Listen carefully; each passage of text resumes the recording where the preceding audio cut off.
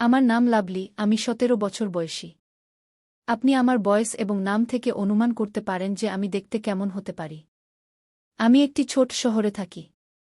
আমার বাড়ি বড় নয়, কিন্তু আমার জন্য এটি পৃথিবীর সবচেয়ে সুন্দর কোণ। মা, বাবা এবং আমার ছোট ভাই আদিত্য, শুধু আমাদের ছোট্ট পরিবার। শহরের গলিতে সবাই একে অপরকে চেনে, কিন্তু একটি বাড়ি সবসময় অদ্ভুত ছিল, শেখর কাকার বাড়ি। শেখর কাকার সম্পর্কে কেউ বেশি কিছু জানে না। তিনি প্রায় ৫০ বছর বয়সী, কিন্তু তার চোখে একটি অদ্ভুত খালি ভাব দেখা যায়, যেন কোনো অসম্পূর্ণ গল্প যা শোনার কেউ নেই। তিনি বেশিরভাগ সময় তার বাড়িতেই থাকেন, এবং যখন বাইরে আসেন, শুধুমাত্র সবজি কিনতে বা কোনো জরুরি কাজে। কিন্তু আমার তার সাথে প্রথম দেখা খুবই অদ্ভুত এবং ভয়ানক ছিল। সেই সন্ধ্যার সময় ছিল। সূর্য ধীরে ধীরে অস্ত যাচ্ছিল এবং হালকা শীতলতা বাতাসে মিশে যাচ্ছিল। আমি আমার বই নিয়ে ছাদে বসেছিলাম, যখন হঠাৎ আমার নজর পড়ল শেখর কাকার বাড়ির ছাদে। তিনি সেখানে একা বসেছিলেন, আকাশের দিকে তাকিয়ে। তার চোখে এমন কিছু ছিল যা আমাকে অস্থির করে দিল। আমি তাকে একদৃষ্টে তাকিয়ে থাকলাম, এবং ঠিক তখনই তিনি হঠাৎ আমার দিকে তাকালেন। আমি মনে করলাম যেন আমি কোনো চুরিতে ধরা পড়েছি। আমি দ্রুত দৃষ্টি সরিয়ে নিলাম এবং বইয়ে মনোনিবেশ করার চেষ্টা করলাম। কিন্তু তখন একটি অদ্ভুত আওয়াজ শুনলাম, কারো কান্নার হালকা শব্দ। আমি আবার তার ছাদের দিকে তাকালাম, কিন্তু এবার তিনি সেখানে ছিলেন না। আমি ভাবলাম যে এটি হয়তো আমার ভুল ছিল, কিন্তু ঠিক তখনই আমার কানে একটি মৃদু আওয়াজ ভেসে এল, বাঁচাও। আমার হৃদয় দ্রুত স্পন্দিত হতে লাগল।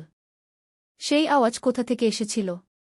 শেখর কাকার বাড়ি থেকে, নাকি আমার মস্তিষ্কের কোনো বিভ্রম? সেই আওয়াজ এখন আমার মনে গুঞ্জরিত হচ্ছিল। আমি ছাদে দাঁড়িয়েছিলাম, যেন আমার পা সেখানে আটকে গেছে। বাতাসে একটি অদ্ভুত শীতলতা ছিল, কিন্তু আমার ভেতরে কিছু অন্য বলছিল, একটি অস্থিরতা, একটি অজানা হুলস্থুল। আমি আমার বাড়ির দরজা থেকে উকি দিয়ে শেখর কাকার বাড়ির দিকে তাকালাম। সবকিছু স্বাভাবিক মনে হচ্ছিল। তাহলে সেই আওয়াজ কার ছিল? আমি ভাবছিলাম, ঠিক তখনই আমার ফোন বেজে উঠল। দেখলাম, অনিরুদ্ধের কল। আমার ক্লাসের সেরা বন্ধু, এবং সম্ভবত তার চেয়েও কিছু বেশি। কি করছো? তার কণ্ঠে সেই পুরনো দুষ্টুমি ছিল। কিছু না, শুধু বই পড়ছি, আমি মিথ্যা বললাম। ও, তাহলে এখন বইও ভয় দেখাচ্ছে, সে হেসে বলল। আমি হঠাৎ বুঝতে পারলাম যে আমার কণ্ঠ একটু ঘাবড়ে গেছে। আমি কথা বদলাতে বললাম, তুমি হোমওয়ার্ক করেছ? লাভলি, আমি অনিরুদ্ধ। হোমওয়ার্ক আর আমি? এই প্রশ্নই করো না, সে বলল। আমি হেসে উঠলাম। তার কথা শুনে মন সবসময় হালকা হয়ে যেত, কিন্তু আজ কিছু আলাদা ছিল। ফোন রেখে দেওয়ার পর আমার মন আবার শেখর কাকার বাড়ির দিকে চলে গেল। আমি নিজেকে বোঝানোর চেষ্টা করলাম যে হয়তো আমি কিছু ভুল শুনেছি, কিন্তু হৃদয় বলছিল যে কিছু একটা আছে যা চোখের আড়ালে আছে। রাত হয়ে গিয়েছিল। আমি বারান্দায় দাঁড়িয়েছিলাম যখন হালকা বৃষ্টি শুরু হল। ঠান্ডা বাতাস আমার মুখ স্পর্শ করে গেল, এবং অদ্ভুত ব্যাপার ছিল যে সামনে শেখর কাকাও তার জানালা থেকে বাইরে তাকিয়েছিলেন, ঠিক আমার দিকে। আমাদের চোখ কিছু সেকেন্ডের জন্য মিলিত হল, এবং সেই মুহূর্তে কিছু অনুভব হল, কিছু অকথিত, কিছু অজানা। আমার মনে হল যেন তার চোখে একটি গল্প আছে যা তিনি বলতে চান, কিন্তু শব্দে বলতে পারেন না। তুমিও কি বৃষ্টিতে ভেজা পছন্দ কর? আমার কানে আবার সেই আওয়াজ ভেসে এল। কিন্তু এবার এই আওয়াজ শেখর কাকার ছিল। আমি চমকে গেলাম। তিনি এর আগে কখনো আমার সাথে কথা বলেননি। আমি বুঝতে পারলাম না কি উত্তর দেব। হালকা করে হেসে বললাম, মাঝে মাঝে, যখন মন ভেসে যায়। তিনি কিছু বললেন না, শুধু হালকা হাসলেন এবং ভিতরে চলে গেলেন। কিন্তু আমার হৃদয়ে সেই সাক্ষাৎ একটি হুলস্থুল রেখে গেল। এটি প্রথমবার ছিল যখন আমি তার চোখে কিছু পড়ার চেষ্টা করেছিলাম, এবং সম্ভবত প্রথমবার এমন অনুভব করেছিলাম যে আমার জীবন কোনো মোড়ে আসতে চলেছে, যার সম্পর্কে আমার নিজেরই কোনো ধারণা ছিল না। বৃষ্টি তীব্র হয়ে উঠেছিল। বাতাসে শীতলতা আমার গাল স্পর্শ করছিল, কিন্তু আমি সেখানেই দাঁড়িয়েছিলাম যেখানে শেখর কাকা আমাকে প্রথম কথা বলেছিলেন। তুমিও কি বৃষ্টিতে ভেজা পছন্দ কর? তার শব্দ এখনও আমার মনে গুঞ্জরিত হচ্ছিল। তার চোখে একটি অদ্ভুত আকর্ষণ ছিল, গভীর বিষণ্ণতা, কিন্তু অনেক কিছু বলার। আমি কখনো ভাবিনি যে তিনি আমার সাথে কথা বলবেন, এবং তা এমনভাবে। আমার হৃদয় দ্রুত স্পন্দিত হচ্ছিল। আমি ঘরে ফিরে এলাম, কিন্তু মন এখনও সেখানে আটকে ছিল। শেখর কাকা, এই নামের সাথেই মনে একটি অদ্ভুত হুলস্থুল শুরু হল। তিনি কে? কেন এত চুপচাপ থাকেন? এবং আজ হঠাৎ তিনি আমাকে এটি কেন জিজ্ঞাসা করলেন?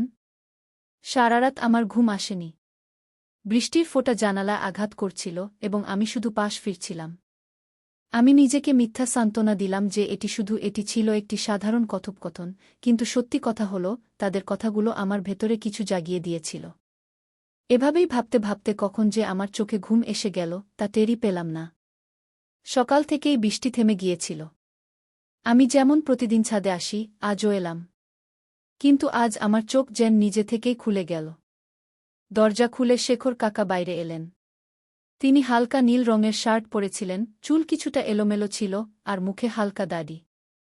জানি না কেন, কিন্তু সেই মুহূর্তে তিনি যেন কোনো চলচ্চিত্রের নায়কের চেয়ে কম ছিলেন না। আমি নিজেই নিজের উপর হেসে ফেললাম। আমি কি ভাবছি? তিনি তো আমার চেয়ে বয়সে অনেক বড়। কিন্তু এই চিন্তা থেকে নিজেকে সরিয়েও নিতে পারছিলাম না। হঠাৎ তিনি আমার দিকে তাকালেন। এবার আমি চোখ ফেরাতে পারলাম না। তিনি কয়েক সেকেন্ড ধরে আমাকে দেখলেন, তারপর হালকা করে হাসলেন। আমি ঘাবড়ে গিয়ে ভেতরে চলে গেলাম, কিন্তু মন এখনও সেখানেই ছিল, তার চোখের গভীরে কোথাও ডুবে গিয়ে। আজ আমাদের গলিতে কারও বিয়ে ছিল। সবাই রঙিন পোশাকে ঘুরছিল, কিন্তু আমার নজর শুধু একজনের দিকেই, শেখর কাকার দিকে। আজ প্রথমবার আমি তাকে এত সুন্দর করে সাজতে দেখলাম। তিনি সাদা কুর্তা পায়জামা পরেছিলেন, আর সত্যিই তিনি আলাদা লাগছিলেন। আমি নিজের উপর আবার হেসে ফেললাম। আমি তার সম্পর্কে এত ভাবছি কেন? নিজেকে বোঝানোর চেষ্টা করলাম, কিন্তু তবু বারবার চোখ যেন তার দিকেই চলে যাচ্ছিল। আর তখনই সেই মুহূর্ত এল। তিনি আমার দিকে এগিয়ে এলেন। তুমি এখানে একা দাঁড়িয়ে আছো কেন? তার কণ্ঠে সেই একই প্রশান্তি ছিল যা আমি আগেও অনুভব করেছিলাম। কিছু না, আমি চোখ নামিয়ে নিলাম। তিনি হাসলেন, লোকেরা খুশি, গান বাজছে, আর তুমি এক কোণে চুপচাপ দাঁড়িয়ে আছ। নাচ পছন্দ না? আমি হালকা করে হেসে মাথা নাড়লাম। পছন্দ, কিন্তু আমি কারো সাথে নাচ করি না। কি? তিনি পকেট থেকে হাত বের করে আমার দিকে বাড়িয়ে দিলেন। তাহলে আজ আমার সাথে করবে? আমার বুক ধড়াস করে উঠল। চারপাশে সবাই ছিল, কেউ দেখে ফেলতে পারত। কিন্তু সেই মুহূর্তে আমার দুনিয়ায় শুধু দুজন মানুষ ছিল, আমি আর শেখর কাকা। আমি তার চোখের দিকে তাকালাম। তিনি প্রথমবার এত কাছাকাছি। আমি কি সত্যিই তার সাথে নাচ করব? নিজেকে জিজ্ঞেস করলাম। তার চোখে এক অদ্ভুত প্রশান্তি ছিল, যেন সবকিছু থেমে গেছে। আমি তার দিকে তাকালাম, তার মুখে হালকা হাসি, কিন্তু চোখে এমন কিছু ছিল যা আমার হৃদয়কে জোরে ধাক্কা দিচ্ছিল। শেখর কাকা তার হাত আমার দিকে বাড়ালেন, যেন আমার উত্তরই শুধু তিনি চাইছেন। আমি হালকা করে ঠোঁট কামড়ালাম। আমার আঙুল কাঁপছিল, তবুও আমার মন এক অজানা অনুভূতিতে ভাসতে রাজি ছিল। লাভলি, পিছন থেকে মায়ের কণ্ঠ শুনে আমি যেন কোনো স্বপ্ন থেকে জেগে উঠলাম। তাড়াতাড়ি চোখ নামিয়ে নিলাম আর কিছু না বলে আমার দোপাট্টা ঠিক করতে লাগলাম। হ্যাঁ মা, এখানে কি করছ? চলো, অতিথিরা এসেছে। আমি আস্তে করে চোখ তুললাম। শেখর কাকা তখনও সেখানেই দাঁড়িয়েছিলেন, কিন্তু তার হাসি যেন একটু গভীর হয়ে গিয়েছিল। যেন আমার উত্তরই তার দরকার নেই, যেন তিনি আগে থেকেই জানেন আমি তার সম্পর্কে কি ভাবছি। আমি নিজেই বুঝতে পারছিলাম না কি অনুভব করছি। কিছু না বলে মায়ের সাথে বাড়ি চলে গেলাম, কিন্তু আমার বুকের ধড়ফটানি আগের মতোই তীব্র ছিল। বাড়ি ফিরে বিছানায় শুয়ে পড়লাম, কিন্তু ঘুম চোখ থেকে ক্রোশ দূরে। সেই মুহূর্ত বারবার আমার মনে ঘুরছিল। যদি মা ডাকতেন না, তাহলে কি আমি সত্যিই শেখর কাকার হাত ধরে ফেলতাম? এই প্রশ্ন যেন আমার মনের মধ্যে গুঞ্জন করতে থাকল।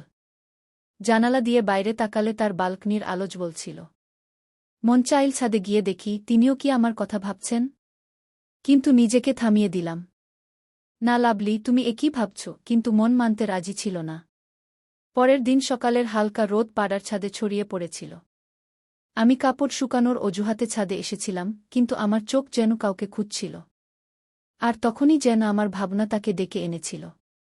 শেখর কাকা গেটের কাছে দাঁড়িয়েছিলেন, কারো সাথে কথা বলছিলেন। কিন্তু যেই তিনি আমাকে দেখলেন, তার কথা একটু থামল। তিনি থামলেন, হালকা করে হাসলেন, আর আমি হঠালে এবং আবার কথোপকথনে ফিরে এলাম, কিন্তু আমি জানতাম তাদের মন এখনও আমার দিকে ছিল। আমি দ্রুত কাপড় শুকিয়ে নিচে নেমে এলাম, কিন্তু আমার মন সেখানেই আটকে রইল।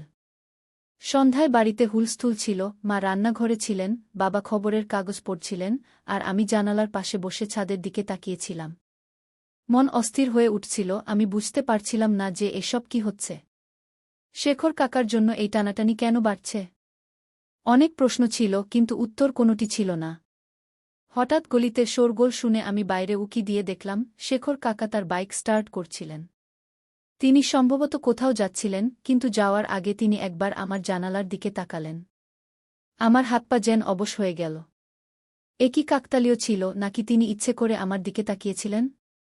আমার মন বলছিল যে এটি শুধু কাকতালীয় হতে পারে না।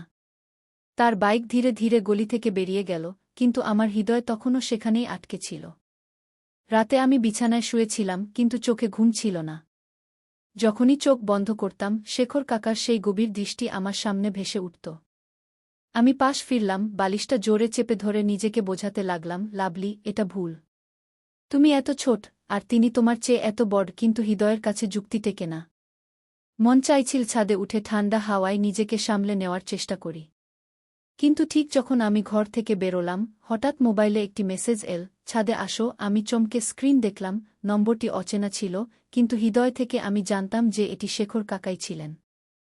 চাঁদনী রাত তার নরম আলো ছড়িয়ে দিচ্ছিল, হাওয়া ধীরে ধীরে বইছিল, কিন্তু আমার ভেতরে একটা অদ্ভুত অস্থিরতা ছিল। হৃদয় বারবার বলছিল ছাদে যেতে, কিন্তু মস্তিষ্ক মানা করছিল। আমি নিজেকে বোঝানোর অনেক চেষ্টা করলাম, কিন্তু আমার পা যেন নিজে থেকেই এগিয়ে চল। আমি এখনও কিছু ভাবতেই পারিনি, তিনি হালকা হাসি দিয়ে সেই কাগজের টুকরোটা আমার ছাদে ছুড়ে দিলেন। আমার হৃদয় জোরে ধড়ফড় করে উঠল। এক মুহূর্তের জন্য মনে হল যেন পুরো পৃথিবী থেমে গেছে। আমি ঘাবড়ে এদিক ওদিক তাকাতে লাগলাম, কেউ দেখছে কিনা। তারপর ধীরে ধীরে এগিয়ে গিয়ে কাঁপতে কাঁপতে হাতে কাগজটা তুলে নিলাম। কাগজে লেখা ছিল, কাল রাতে দেখা হবে। আমার হাতে চিঠি ছিল, কিন্তু পায়ের নিচ থেকে যেন মাটি সরে গেল। হৃদয়ের ধড়ফড়ানি এত বেড়ে গেল যে মনে হলো কেউ কাছে এলে শুনে ফেলবে। আমি চিঠিটা মুঠো চেপে ধরে ছাদের কিনারা থেকে নিচে তাকালাম, কেউ ছিল না। তারপর আবার তার দিকে তাকালাম, তিনি তখনও সেখানেই দাঁড়িয়েছিলেন, আমাকে দেখছিলেন। একটা অদ্ভুত শান্তি নিয়ে তার চোখে এমন কিছু ছিল যে আমি দৃষ্টি সরাতে পারছিলাম না। আমার হৃদয় দ্রুত স্পন্দিত হচ্ছিল, এই অনুভূতি কি ছিল আমি নিজেই বুঝতে পারছিলাম না। আমি তাড়াতাড়ি চিঠিটা দোপাট্টার কোণায় লুকিয়ে ফেললাম এবং আস্তে পায়ে ঘরে চলে এলাম। ঘরটা যেমন ছিল, দেয়ালগুলো যেমন ছিল, কিন্তু আমার ভেতরে কিছু বদলে গেছে। আমি চিঠিটা টেবিলে রেখে আয়নায় নিজেকে দেখতে লাগলাম। আমি কি করব? যাব কি যাব না? যদি কেউ দেখে ফেলে? কিন্তু এবার আমার হৃদয় আমার জটিলতাগুলো শুনল না, সে শুধু একটা প্রশ্ন করল, যদি আমি না যাই, তাহলে তিনি কি খারাপ মনে করবেন? রাতের নিস্তব্ধতা চারদিকে ছড়িয়ে পড়েছিল, কিন্তু আমার ভেতরে হাজারো প্রশ্নের হুলস্থুল। আমি বিছানায় শুয়েছিলাম, কিন্তু ঘুম কোথায় পালিয়েছে। যখনই চোখ বন্ধ করতাম, শেখর কাকার সেই দৃষ্টি সামনে ভেসে উঠত, তার সেই হালকা হাসি, ছাদে ছোড়া সেই চিঠি, আর তাতে লেখা সেই তিনটি শব্দ, কাল রাতে দেখা হবে। আমি পাশ ফিরলাম আর বালিশটা জোরে চেপে ধরলাম। আমার হৃদয়ের স্পন্দন বাড়ছিল, আমাকে কি যাওয়া উচিত? ভাবতে ভাবতে কখন ঘুম এসে গেল জানি না, কিন্তু সেই ঘুমও অস্থিরতায় ভরা ছিল। পরের দিন সকালে চোখ খুলেই প্রথম যে ভাবনা মাথায় এল, সেটা ছিল সেই রাতের কথা। সারাদিন আমি নিজের সঙ্গে লড়াই করছিলাম, কখনো নিজেকে বোঝানোর চেষ্টা করছিলাম, কখনো অকারণে হাসছিলাম। মা কিছু জিজ্ঞেস করলে আমি ঘাবড়ে যেতাম, ভাই সামনে এলে আমি চোখতারা উপরে তাকালো এবং আমাদের চোখে চোখ পড়ল। আমার হৃদয় জোরে ধড়ফড় করে উঠল। তিনি ধীরে ধীরে তার ছাদের দিকে এগিয়ে গেলেন। আমি পলক না ফেলে তাকে দেখছিলাম। তিনি ছাদে এসে হালকা হাসি দিয়ে আমার দিকে তাকালেন। আমি একদম স্তব্ধ হয়ে গেলাম, কিন্তু দৃষ্টি সরানোর সাহস পেলাম না। তুমি এলে, তার কণ্ঠস্বর খুবই মৃদু ছিল, কিন্তু তাতে এক অদ্ভুত টান ছিল। আমি কিছু বললাম না। হৃদয় এত জোরে ধড়ফড় করছিল যে মনে হচ্ছিল একটি শব্দ বললে সবাই শুনে ফেলবে। তিনি ধীরে ছাদের রেলিংয়ে হাত রাখলেন এবং আমাকে দেখতে লাগলেন। ভয় পাচ্ছ? আমি হালকা করে মাথা নাড়লাম। তিনি হেসে বললেন, ভয় পাওয়ার কিছু নেই, লাভলি। আমরা শুধু কিছুক্ষণ কথা বলব। আমার ঠোঁট কাঁপছিল, কিন্তু আমি তখনও চুপ ছিলাম। তার পাশে দাঁড়াতেই আমার ভেতর বিদ্যুৎ খেলে গেল। তার এত কাছে থাকা আমাকে ভয়ও দিচ্ছিল, আবার এক অদ্ভুত উষ্ণতাও দিচ্ছিল। তোমাকে দেখে মনে হয় না তুমি এত ছোট, তিনি হালকা করে বললেন। আমি চমকে তার দিকে তাকালাম। তার চোখে সেই দৃষ্টির জাদু ছিল যা আমাকে অসহায় করে দিয়েছিল। আমি সাহস করে জিজ্ঞাসা করলাম, আপনি আমাকে কেন ডাকলেন? তিনি কিছুক্ষণ চুপ থেকে বললেন, সম্ভবত তোমাকে দেখে কিছু অনুভব হয়। গিয়ে আমার হৃদয় জোরে ধড়ফড় করে উঠল। আমি বুঝতে পারছিলাম না তিনি কি বলতে চাইছেন, কিন্তু তার ভাষায় এমন কিছু ছিল যা আমাকে নিজেকে থামাতে দিচ্ছিল না। রাত আরও গভীর হচ্ছিল। বাতাস তীব্র হয়ে উঠছিল, কিন্তু আমার হৃদয়ের শব্দের কাছে সবই মৃদু মনে হচ্ছিল। আমি কি ঠিক করছি, নাকি এমন কোনো পথে হাঁটছি যেখান থেকে ফিরে আসা কঠিন হবে? আমি শেখর কাকার চোখে তাকিয়েছিলাম, কিন্তু কিছু বুঝতে পারছিলাম না। তার শব্দে যে অনুভূতি ছিল তা আমার ভেতর পর্যন্ত পৌঁছাচ্ছিল। হৃদয় বলছিল এখান থেকে পালাও, কিন্তু মস্তিষ্ক তখনও প্রশ্ন করছিল এটা কি ঠিক? তিনি ধীরে আমার মুখের দিকে তাকালেন, যেন আমার মনের জটিলতা বুঝতে চাইছেন, তারপর হাসলেন। তুমি কিছু বলবে না? আমার ঠোঁট শুকিয়ে গিয়েছিল। আমি হালকা করে মাথা নাড়লাম। ঠিক আছে, তাহলে শুধু চুপ করে দাঁড়িয়ে থাকবে। তিনি ছাদের রেলিংয়ে দুটি হাত রাখলেন এবং কিছুক্ষণ আমাকে দেখতে থাকলেন। তার দৃষ্টিতে এক অন্যরকম কথা ছিল, নরম কিন্তু গভীর।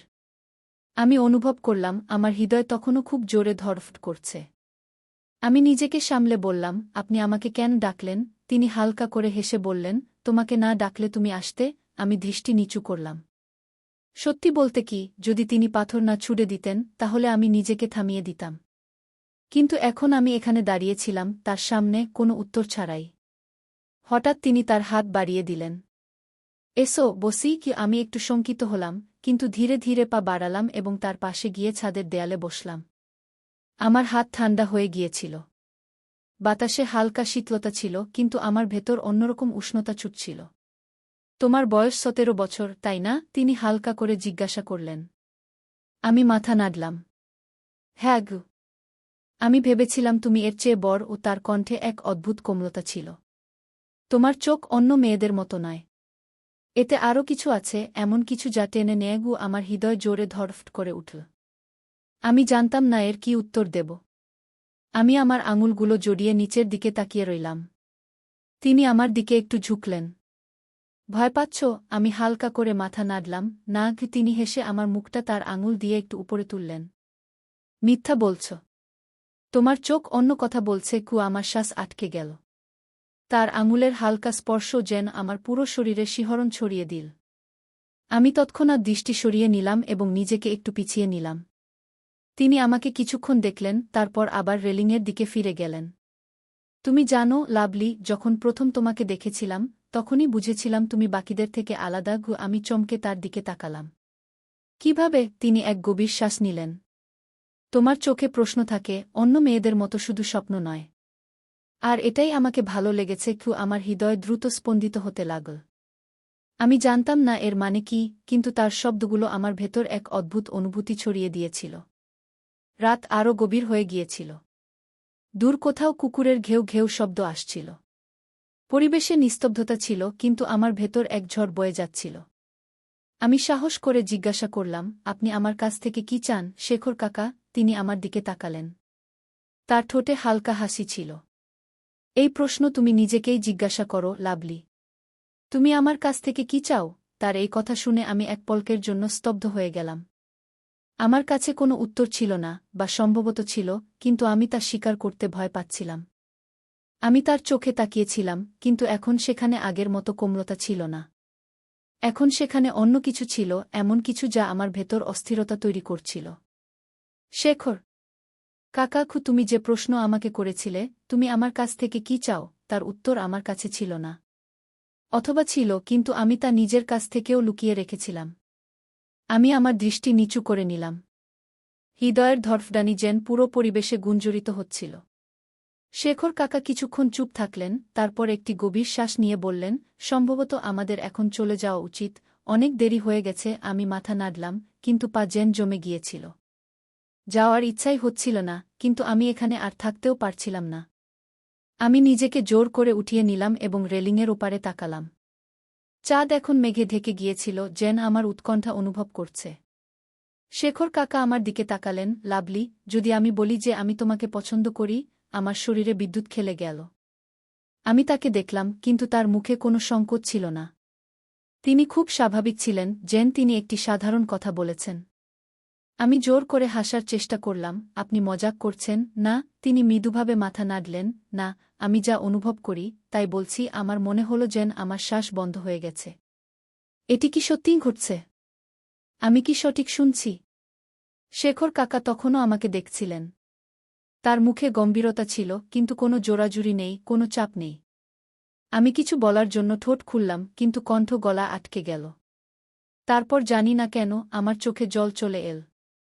সম্ভবত ভয়, সম্ভবত উৎকণ্ঠা। আমি তাড়াতাড়ি আমার হাত দিয়ে তা মুছে ফেললাম। তুমি ভয় পেয়েছ? আমি মাথা নাড়লাম, না, শুধু আমি জানি না এটি সঠিক কি না। তিনি মাথা নিচু করলেন, তারপর কিছুক্ষণ পরে বললেন, এটি যদি ভুল হতো, তাহলে আমরা দুজনেই এটি অনুভব করতে পারতাম না। শব্দগুলি খুব সুন্দর ছিল, কিন্তু আমার মনে ঝড় তুলছিল। আমি তার থেকে দূরে সরে গিয়ে বললাম, সম্ভবত এখন আমাদের আর কখনো দেখা করা উচিত নয়। তার মুখে একটি মৃদু হাসি ফুটে উঠল। যদি তা হতো, তাহলে তুমি এখানে আসতেই না, লাভলি। আমার কিছুই মনে পড়ছিল না। আমি শুধু ঘুরে দাঁড়ালাম এবং দ্রুত পায়ে ছাদের সিঁড়ির দিকে এগিয়ে গেলাম।